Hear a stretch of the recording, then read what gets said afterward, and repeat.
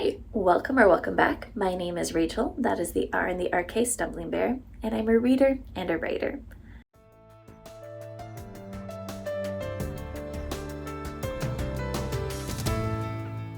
And I am back to go over my March TBR. So if you haven't seen my previous videos, I have played 2 rounds of Uno with my mom, and anytime she lays down a card, that prompt is for me. If you're wanting to play along, anytime I lay down a card, that can be your prompt.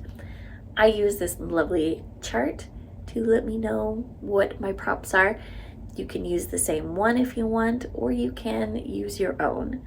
So my mom played a green 4, which I have as a military fantasy. And for this one, I have The Rage of Dragons by Evan Winter.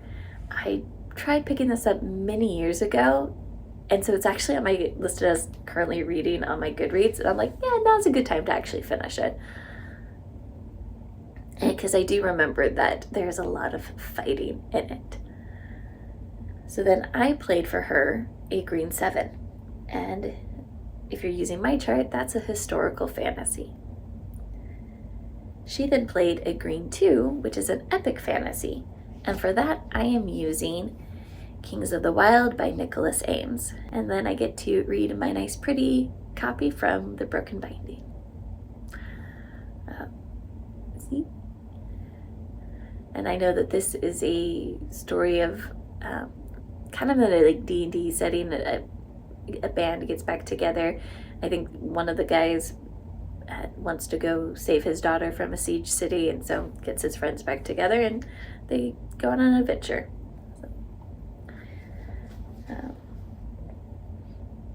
And then I played another green 7, so that's another historical fantasy. My mom was then wicked, and she played a draw 4, a wild draw 4, which means that I have 4 prompts in 1 week, and that's 1 from each category. Now, however, this one is not specific, it's just romance, other fantasy, and sci-fi. And I'll be honest, I looked at my shelf and I looked for my thinner books. And so the 4 books that I hope to read in 1 week, which I think I can. The first one I have is The One That Got Away by Emma Bennett. I have been known to binge read and finish these in a day. This is my romance. Then for other, I have a historical fiction.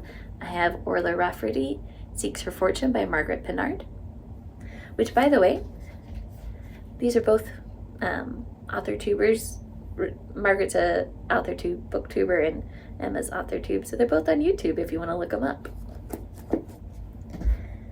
For my fantasy, I have Potions and Perils by Reckwell, which is a pen name for someone who I met at a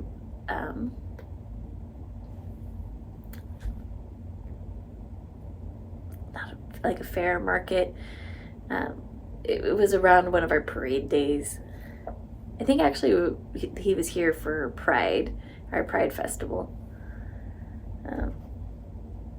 And then I have The Tara Aim Kring by Alan Dean Foster.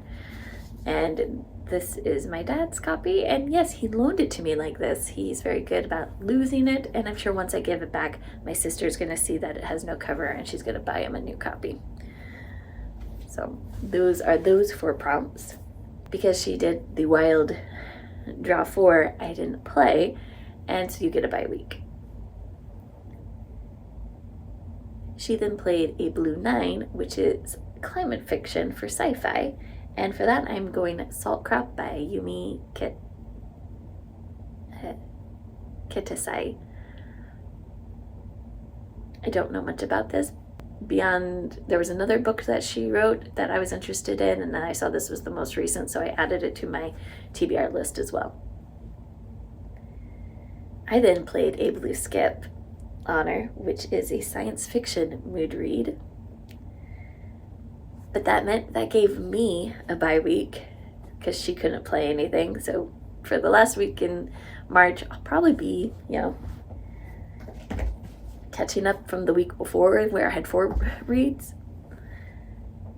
And then I played a Blue 2, which is a military sci-fi.